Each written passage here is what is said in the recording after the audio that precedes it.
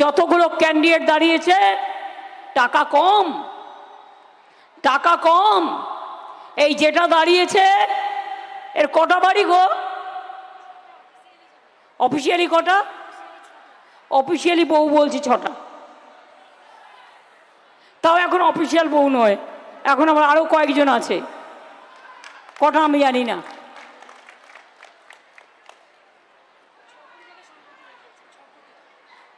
আর কত সম্পত্তি কত আগে ছিল?